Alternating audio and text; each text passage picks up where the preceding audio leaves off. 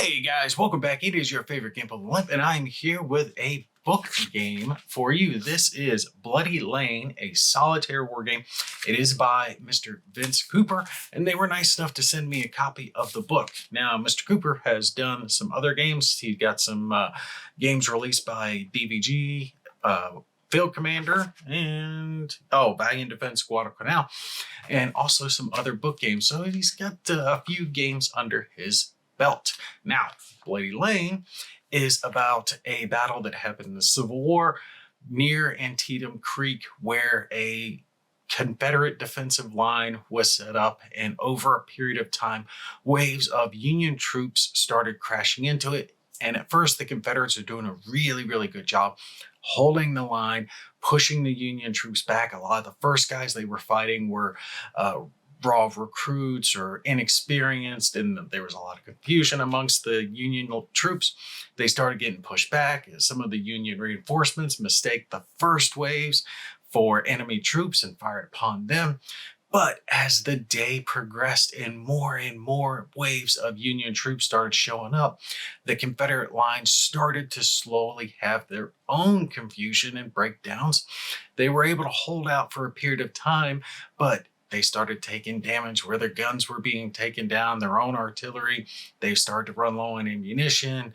The chaos of smoke and the battlefield started to build up, and then eventually they were flanked. Sadly, towards the end of it, their own commanders ended up giving an order to about face instead of turning to the flank, which caused pretty much a mass rout, and most of the Confederates fled at that point. The Union was able to take control of Bloody Lane.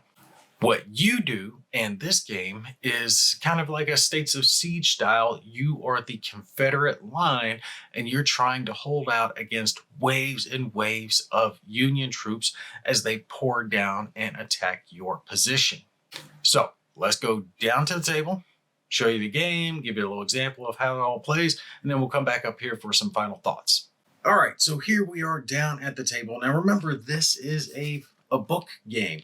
So when it comes to the components are all the components that I made. So this is printed out on paper. You can print these out on cardstock if you want, or just glue these to cardstock, chipboard, whatever you want.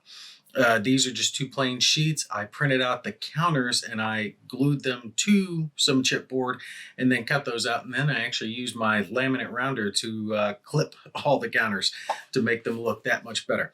Now all the components are here in the back of the book, so you can print it off from the JPEGs that are online that you can download, or you can just scan them right out of the book. You see there's all the counters, and then here in the back you're going to have different player aids that go along with it. So you have one map and then different ones of these player aids over here. It's all the same counters though.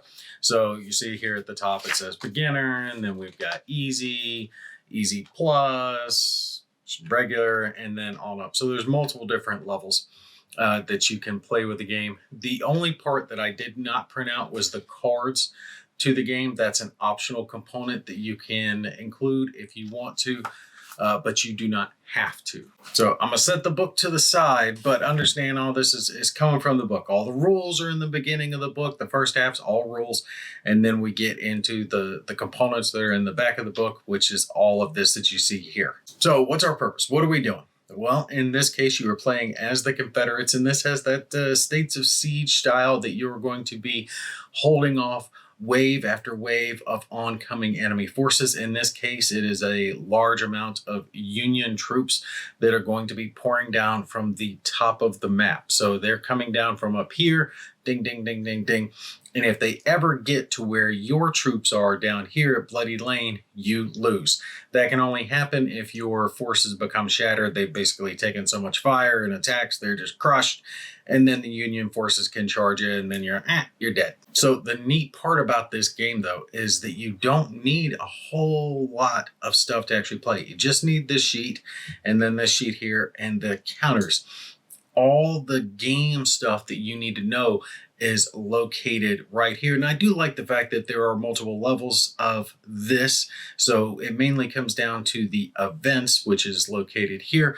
But I'll explain that as we go into the sequence of play. But do keep in mind that each one of these sheets is going to be different depending on the level that you're playing at. Beginner, easy, regular, hard, and so on. All right, so before we do the sequence of play, let's eyeball a couple of pieces just so you understand what I'm talking about. Your forces will all be some type of troop.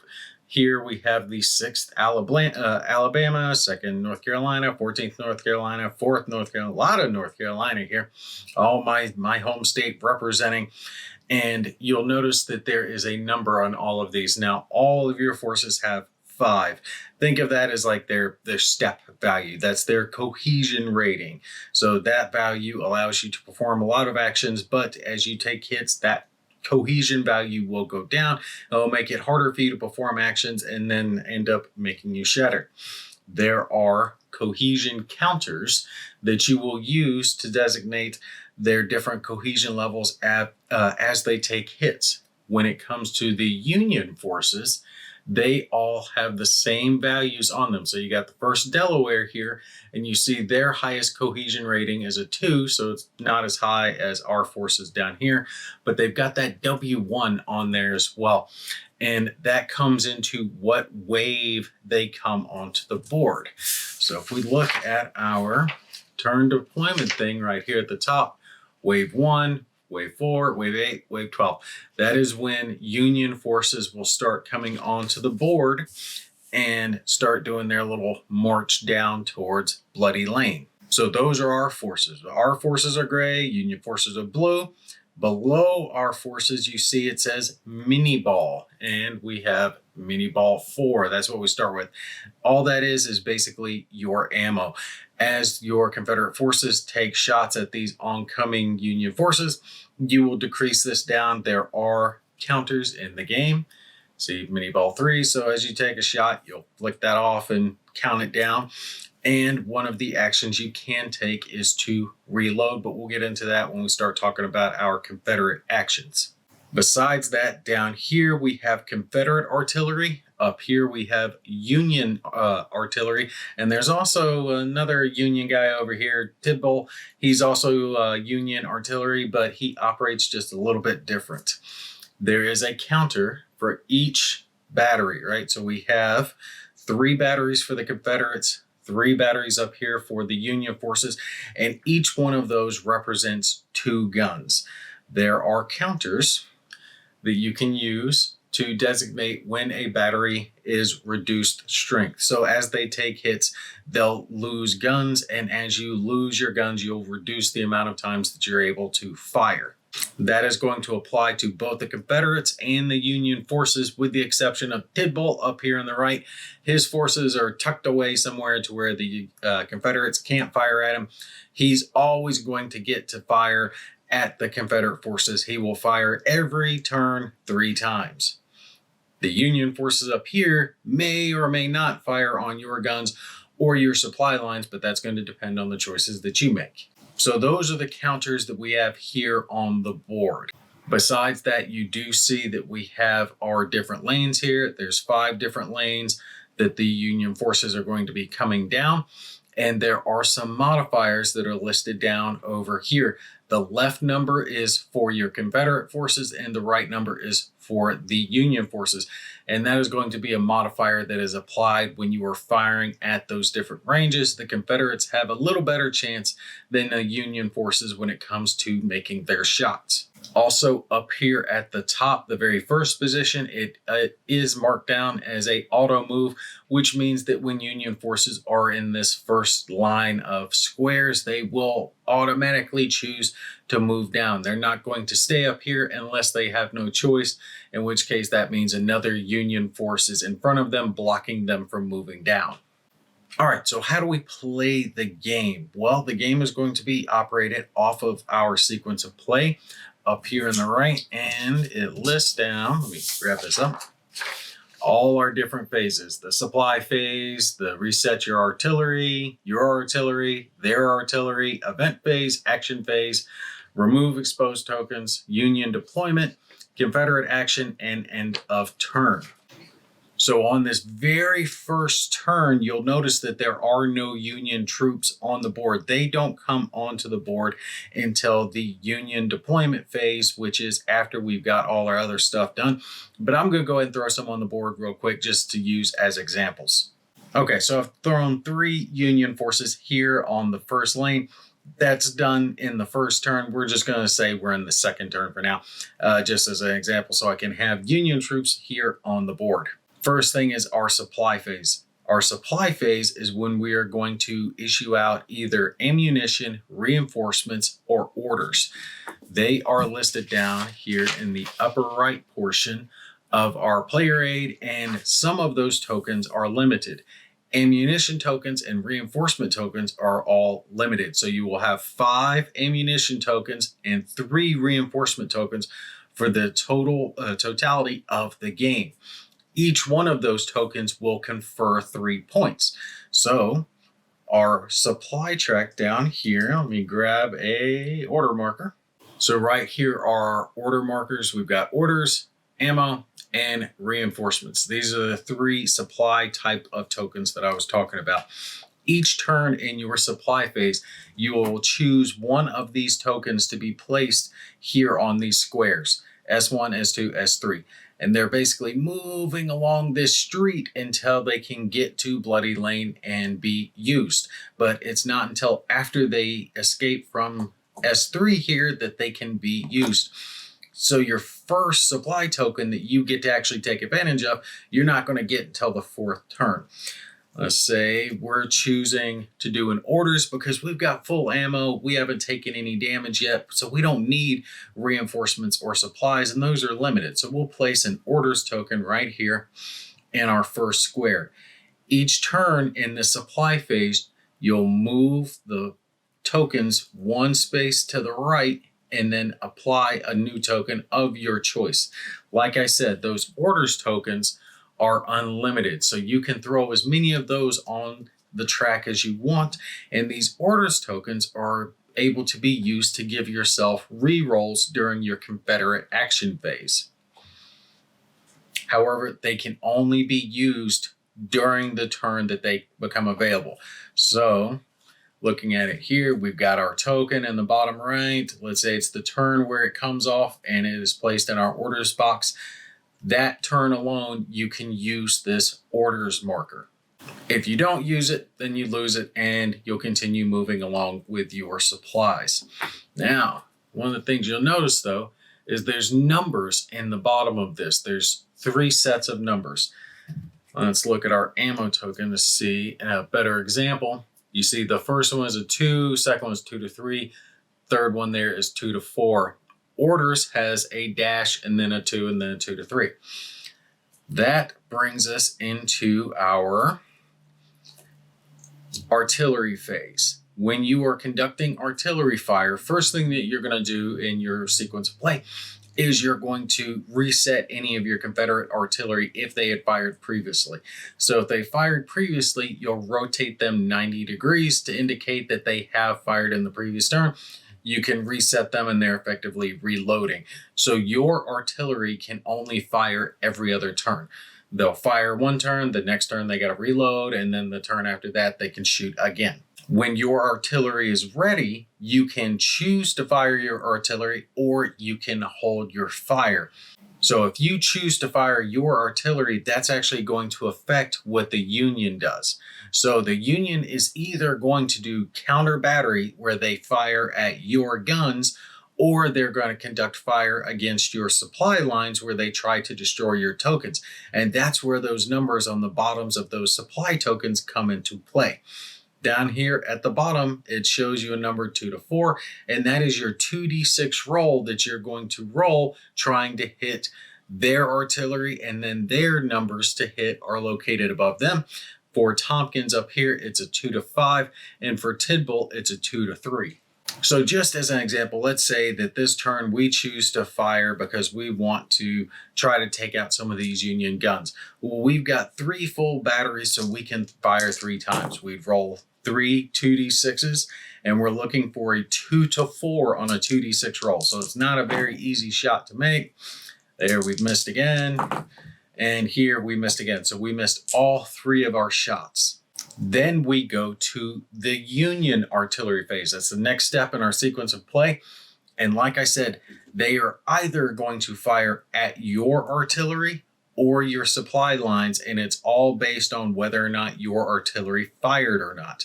In this case, our artillery did fire, so they would commence firing at our batteries, starting with Tompkins. He missed. He's got 3 batteries, so he gets to roll 3 times. He's missed, and Tidball would do the same thing, except his guns are farther away. They can only hit on a 2 to 3 on a 2d6 roll. Now, let's say we did not fire on our artillery during our turn. That's where these numbers come into play on your supply check, because instead of the artillery trying to destroy your guns, they're going to try to destroy your supplies. And in that case, the Union will fire with as many guns as they have available. Remember, you can destroy these guns up here. The Union guns here are the same as yours. They have 2 guns per each counter, and once both guns are destroyed, so they've been hit twice, they can no longer fire. You'll randomly decide. So if we hit one of those guns, we'd roll a d6, and 1 to 2 would be here, 3 to 4, 5 to 6, just as an example. But again, let's say we did not fire with our artillery. Looking here, you see that they would look for 2 if this ammo counter is in this farthest left space, a 2 to 3 if it's in the middle space, and a 2 to 4 if it's in this farthest right space. And the Union guns will start with your farthest right token and then continue shooting down. So again, say we hadn't fired, they would have 6 shots, 3 from these guns, and then the automatic 3 that's going to happen every turn, no matter what. The Union will always fire these 3 guns, either at your artillery or at your supply line. The Union may fire these guns if they have not been destroyed, but they will always fire at the same target that Tidball is firing at. They would look here, and in these cases, when firing at the supply lines, you don't use their to hit numbers here, you're looking here. In this case, our orders marker is in the middle spot, so it can only be hit on a 2. So we would roll 6 times looking to see if they got a 2. And if they did, they would destroy that marker and they would move to the next left marker with any remaining shots that they had. So that's how artillery is handled. Guns are always going to fire. Your guns may be taken out over the course of the game, and half of their guns may be taken out over the course of the game. But after artillery, we get into the Union event phase, and that is located here on our play rate. Now, the way this is handled is, it took me a second to kind of figure out what the hell they were talking about, but I understand it now. So the basic gist is you have multiple columns here. We are in turn 1, so we're in this 1 to 5. So our first 5 turns, we are going to be looking at just this A column. Each turn, you're going to roll on the event phase 4 times. So since we have 5 turns in the A column and we're rolling 4 times for each, that's 20. So we're going to fill 20 of these squares. Just for this first turn, we'll call it 1. We roll actually 46. Forgive me, I had to grab a couple extra dice. So we roll 46. So here we got, let's see, that's 8, 12, 17. So we would write a 1 next to 17 to indicate that we are doing that event. And we're either doing A or B, just depending, again, what column we're in. We're in column A, so we're going to do A, so it's light fire. And we see over here what light fire is. We're going to randomly select a target, roll a 1d6, and on a roll of a 1, we'll reduce the cohesion by 1. So to pick our target, we get a 3, count 3 over, 14th North Carolina. We roll again. Did we get a 1? No. So we do not reduce their cohesion. That's the first event. We're going to do that 4 times. Now, here's the thing. We mark down each one of those, right? So let's just say, for example, that in our first turn, we got these 4 events. We've got them marked down. In our second turn, we're still in the A column. We're doing this through turns 1 through 5. We'll roll again, with the exception that we can't get these. They've already been marked. So if we roll one of these, we would look to the next highest event and find an open space and do that event. So once we are done with the first 5 turns, we will have 20 of these marked off individually. You're not going to repeat them. And then you're going to do the same thing when you do turns 6 through 10, 11 through 15, 16 through 20, and so on. Each time you're in a column for those 5 turns, you don't repeat the events. Now, there are multiples of some of these events, just depending on what difficulty level you're playing at in here, but you're never going to have more than a single turn number in any one square. Okay, so that's how we do our events. And after that, we get into the union action phase. And for this, let's actually move our union counters up a little bit, because remember, for our first turn, they're automatically going to move forward out of 1 if they can. Now, let's say they were in this second row. For their action phase, they have a little chart over here that you're going to roll on. On a 1 to 4, they're going to move or charge. And on a 5 to 6, they're going to volley, which is shoot. If they get a move result, they'll simply move 1 square down. As long as that square is open, that means no other union counters are in front of them. On that 5 to 6, they'll take a shot with any modifiers that can apply. You can have things like smoke or the range. For example, the range that they're at now is a -2, which would actually, and in fact, prevent them from shooting.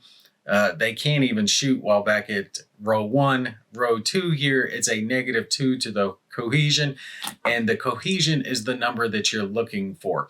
So you're always going to roll equal to or under that number to get a success when performing an action with a counter with a cohesion rating.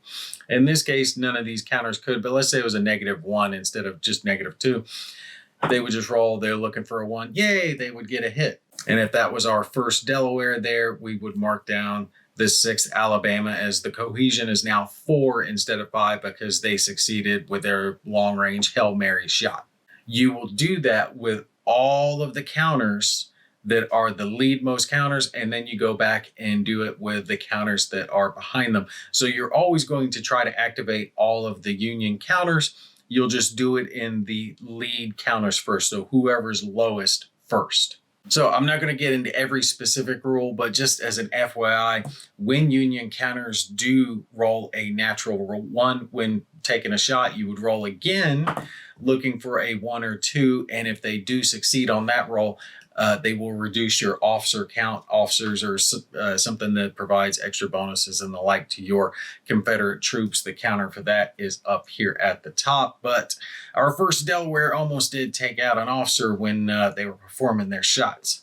So something neat about the union counters is they do have something called crouch and reform. So what that basically is when you've done enough damage to bring a union counter down to 1 cohesion. So if we just did 1 damage to these guys, they would do a crouch. So they're tucked down, they're laying down, they're trying to kind of reform their unit before they get wiped out.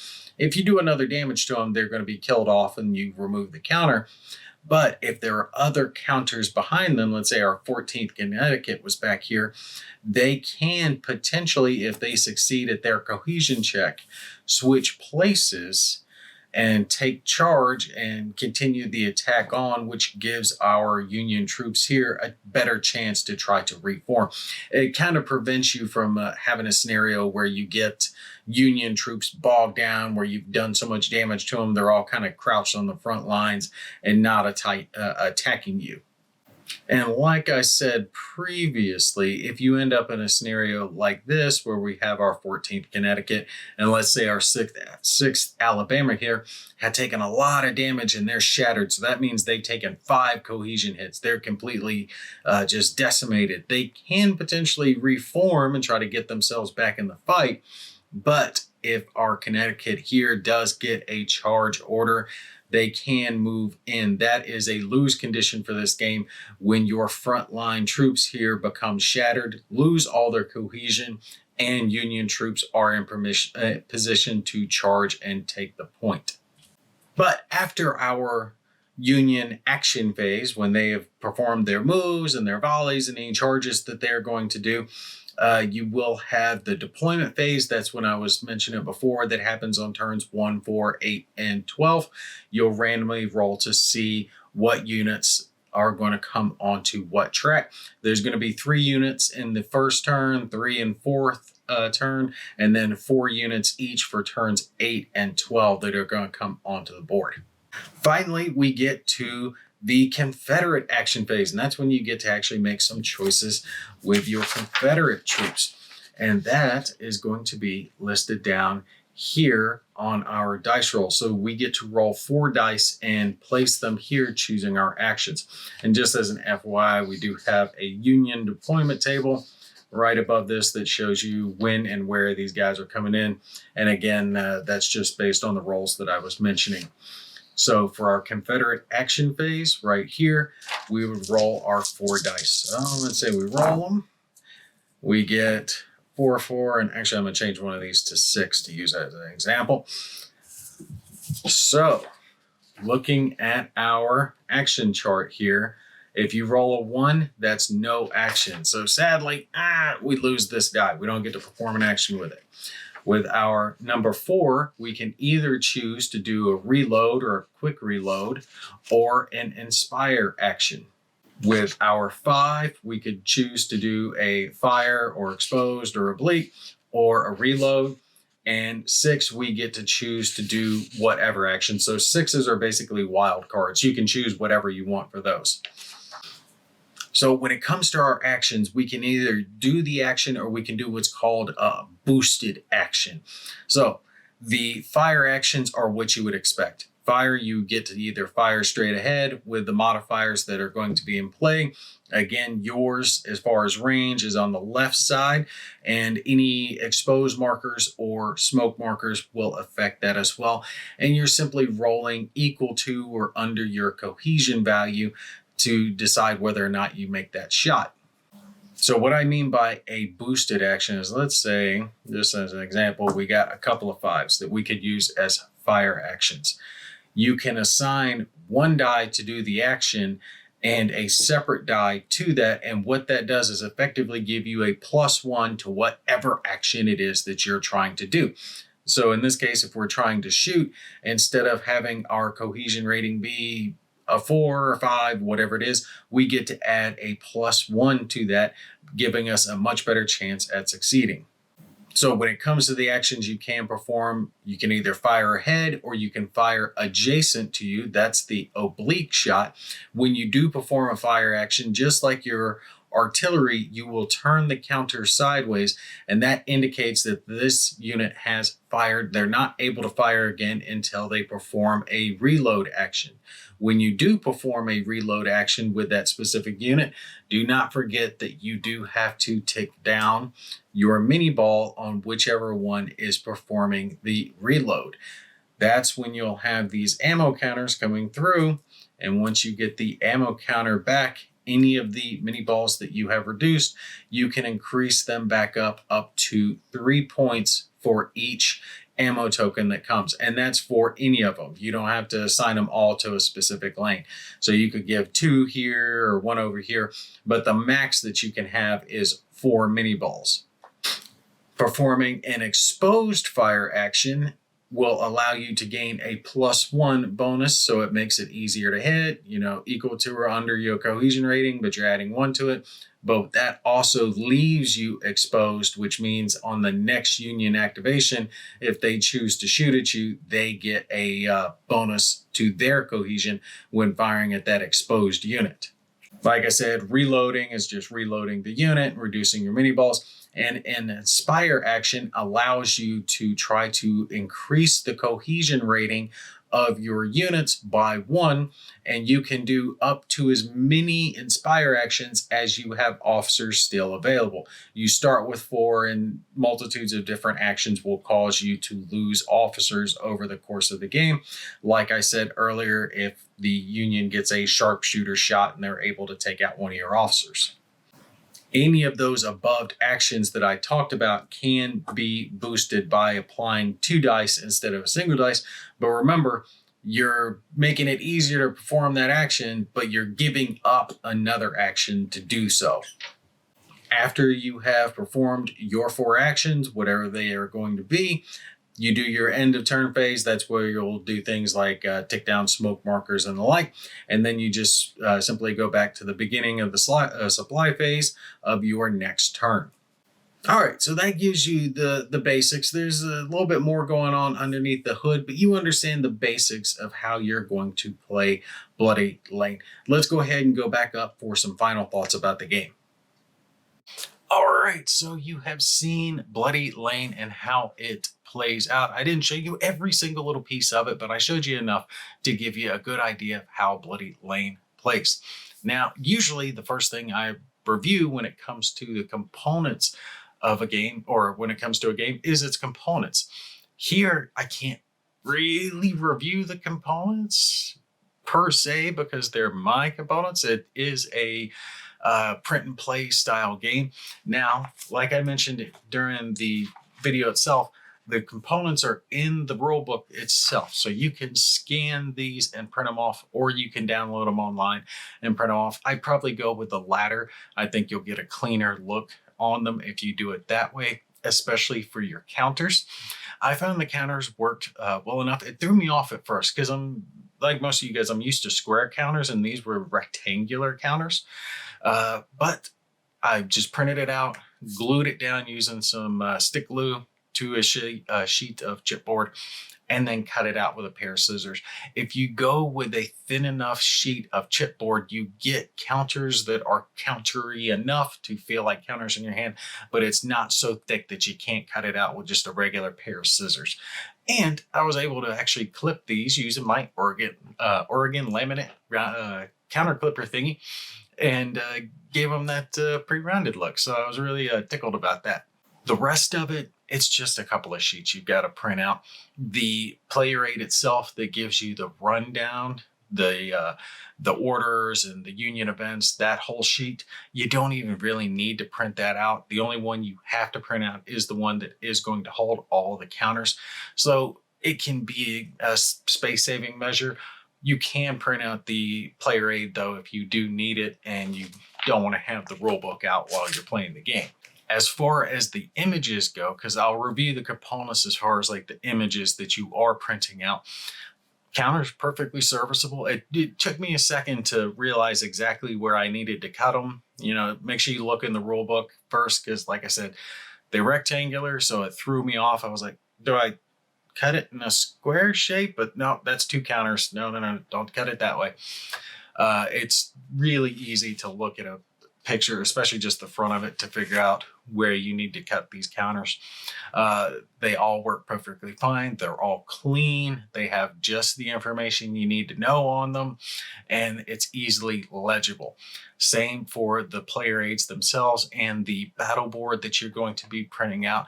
All the information on there is organized in a clean and efficient manner to allow you to play the game without a whole lot of clutter. For example, on the battle board, they put the range modifiers just on that first lane. Now they apply to all the lanes, but you don't need to have it marked all the way across the board.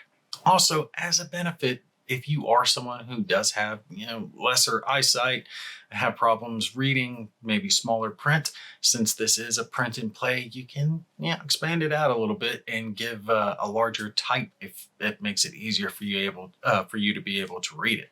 So let's talk about the rules and the gameplay itself. I will say that these rules are well written. It flows from one portion to the next in the sequence of play order. So as you're reading the rule book, it's the order in which that you would actually be playing the game. And I think that's one of the better ways to actually write a rule book, unless there is a specific reason not to write it in sequence of play order. But it makes it so easy that after you're done reading the rules and you try and play the game, if you're looking something up, you can find it easily in the rule book because it's in that sequence of play order. Also, the rules are easy to understand, and they do have examples of play listed down to help flesh out any parts that might not be easily understood. And they kind of repeat the information as you go on. You'll understand if you read the book, but information you read and part one is kind of reiterated in part two. They don't take you as knowing everything from part one. Like, okay, well, we taught you part A, here we're going to teach you part B, but we're going to reinforce what was learned in part A. And the rule book does that pretty much throughout. So you're not having to hark back to earlier parts of it to remind yourself of what it's talking about. Pretty much this is a rule book that's written in such a way that you can start at one end, read it through, and you're going to know how to play the game. They've done just a really good job with the rules being streamlined and efficient, and then the example play fleshing out any confusion you might have. For example, when it came to the Union events, I was a little thrown when it was talking about which events get done, but the example of play went on to establish the fact that you're going to not have repeated events, right, during the first sets of turns. And I appreciate them writing the rules in such a way that make it that easy to be able to be understood. When it comes to the gameplay itself, as far as complexity, I give this one about a 4 out of 10. It's not an overly complex game. It's a real simple, you're going to have your troops, you're going to have waves of enemy troops coming at you.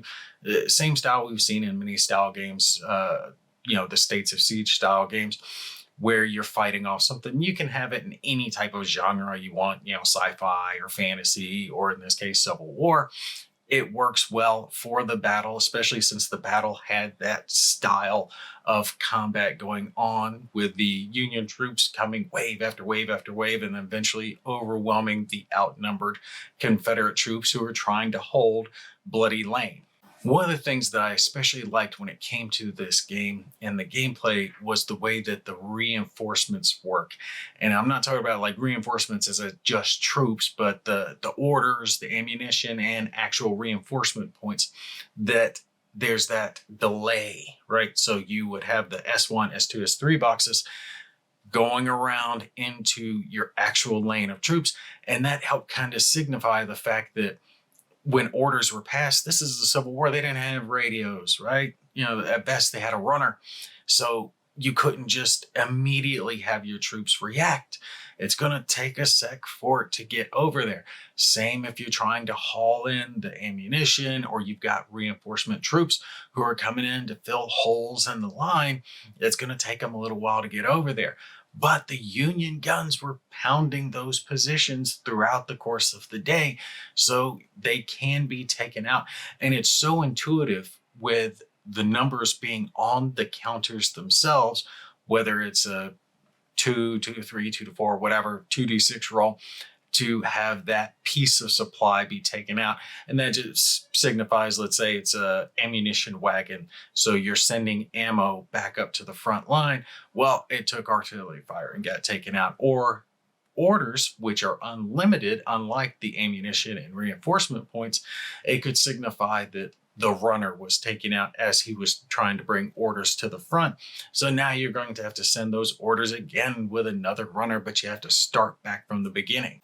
Same with the guns themselves. Your own guns can be worn down over time, and as you do take damage to your guns, you're going to have less and less chances to fire.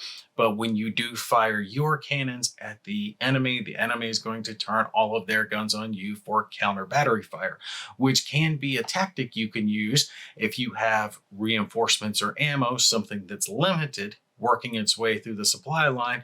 Well, maybe you want to have their attention turned towards your guns rather than taking out those limited supplies. As far as the gameplay itself works, when it comes to the cascading enemy, I just think it works. It's nice, it's simple, it's easy to understand.